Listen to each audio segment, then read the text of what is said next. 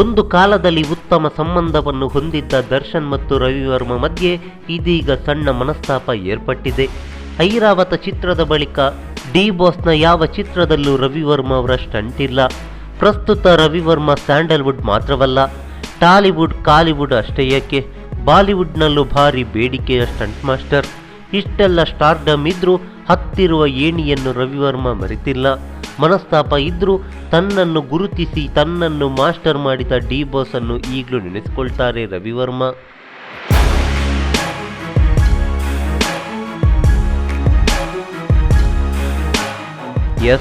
ಇತ್ತೀಚೆಗೆ ಸಂದರ್ಶನವೊಂದರಲ್ಲಿ D boss ಬಗ್ಗೆ ರವಿವರ್ಮ ಒಂದಿಷ್ಟು ಮಾತುಗಳನ್ನು ಆಡಿದ್ರು. ರವಿವರ್ಮ ಅವರು ಸ್ವತಂತ್ರವಾಗಿ ಕೆಲಸ ಮಾಡಬೇಕು ಅಂದಾಗ ಯಾರು ಕೂಡ ಕರೆದು ಕೆಲಸ ಕೊಟ್ಟಿಲ್ಲ. ಹೀಗಾಗಿ 2.5 ವರ್ಷ ಕೆಲಸ ಇಲ್ಲದೆ ಅಲಿದಾಡಿದ್ರು. ಇದಾದ ಬಳಿಕ ಒಂದೆರಡು ಸಣ್ಣ ಪುಟ್ಟ ಚಿತ್ರಗಳು ಸಿಕ್ಕವು. ಇದರ ಮೇಲೆ ಯಾವ ಸಿನಿಮಾಗಳು ರವಿವರ್ಮ ಅವರ ಕೈಯಲ್ಲಿ ಇರಲಿಲ್ಲ. ಇನ್ಮುಂದೆ ಇಷ್ಟೇ ಜೀವನ ಅಂತ ಅಂದ್ಕೊಂಡಾಗ ದರ್ಶನ್ ಅವರು ಕರೆದು ಕೆಲಸ ಕೊಟ್ಟರು. ರವಿವರ್ಮ ಅಂದರೆ ಯಾರಿಗೂ ನಂಬಿಕೆ ಇಲ್ಲದ ಸಮಯದಲ್ಲಿ ದರ್ಶನ್ ಅವರು ನಂಬಿಕೆ ಇಟ್ಟು ಧರ್ಮ ಸಿನಿಮಾವನ್ನು ನೀಡಿದ್ರು.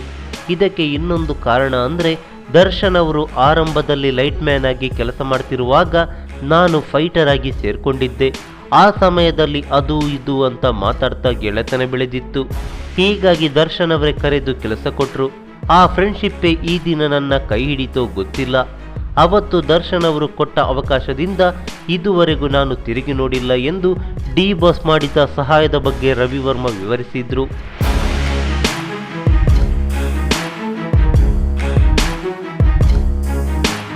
ಇನ್ನು ದರ್ಶನ್ ಅವರ ಈ ಸಹಾಯಕ್ಕೆ ರವಿವರ್ಮ ಅವರು ತನ್ನ ಮಗನಿಗೆ ದರ್ಶನ್ ಅಂತಲೇ ಹೆಸರಿಟ್ಟಿದ್ದಾರೆ. ಸಿನಿಮಾವನ್ನು ಅವರು ನನಗೆ ಕೊಡ್ತಾರೋ ಬಿಡ್ತಾರೋ, ಆದರೆ ಅವರ ಹೆಸರು ನಮ್ಮ ಮನೆಯಲ್ಲಿ ಹೇಳ್ತಿರಬೇಕು. ನಾನು ಇಲ್ಲ ಅಂದರೂ ದರ್ಶನ್ ಅವರು ನನಗೆ ಸಹಾಯ ಮಾಡಿದ್ದು ನನ್ನ ಮಕ್ಕಳಿಗೆ ತಿಳಿಬೇಕು.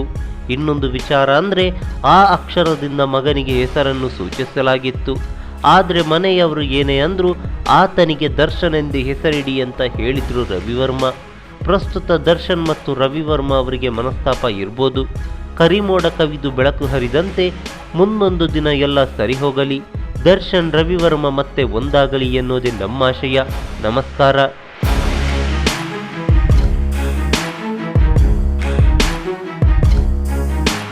ಈ ಮಾಹಿತಿ ನಿಮಗೆ ಇಷ್ಟವಾಗಿದ್ದರೆ ಲೈಕ್ ಮಾಡಿ, ಶೇರ್ ಮಾಡಿ, ಹಾಗೆ ನಮ್ಮ ಕೋಸ್ಟಲ್ ಕನ್ನಡ ಯೂಟ್ಯೂಬ್ ಚಾನಲ್ಗೆ ಸಬ್ಸ್ಕ್ರೈಬ್ ಮಾಡಿ.